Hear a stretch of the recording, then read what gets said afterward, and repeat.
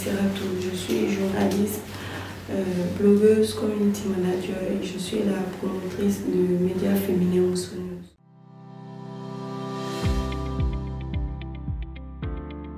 Je fais partie de l'équipe fact-checker, on va dire comme ça, mise en place par la CODEL dans le cadre d'un travail de vérification de l'information des faits pour donner la vraie information aux citoyens, à la population burkinabé. Donc on a une équipe et pratiquement chaque semaine ou chaque 2 semaines, on essaie de travailler en ligne. Et chaque fois qu'il y a des informations qui ont tendance à être pas une vraie information ou une désinformation, on essaie de rapidement checker cette information-là et aller vers des vraies sources pour avoir la vraie information et diffuser sur la plateforme que la CODEL a mis en place. Le fact-checking, il faut dire que le checking déjà c'est un mot anglicisme, donc c'est la vérification donc, des faits. Donc le fact c'est les faits et le checking c'est la vérification. Donc en termes de définition, le fact-checking c'est la vérification des faits.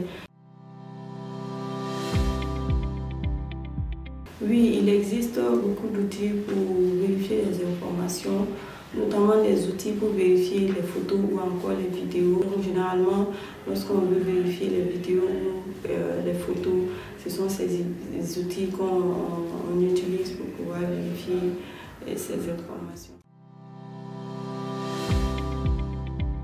On dit très souvent que l'information est une arme. L'information est une arme.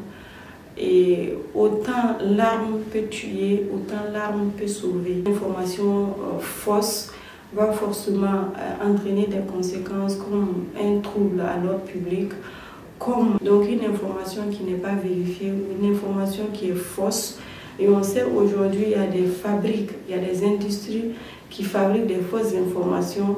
Il y a des individus qui sont assis et qui fabriquent des fausses informations uniquement dans l'objectif de troubler, dans l'objectif de créer des alertes inutiles au sein de la population. Donc les conséquences de désinformation, de mésinformation dans un contexte particulier, que ce soit de crise politique ou de transition, est très dangereux.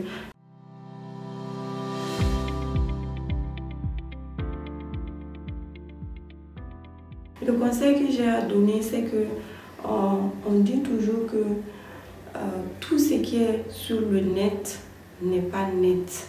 Donc tout ce qu'on voit sur les réseaux sociaux, on doit avoir un recul.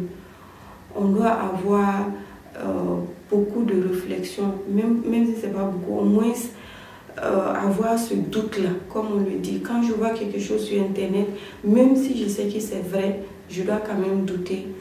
Parce que quand on doute, on va prendre le temps de chercher à savoir d'où est-ce que l'information vient, donc quelle est la source, est-ce que c'est utile pour moi, est-ce que c'est utile pour ma communauté avant de pouvoir partager.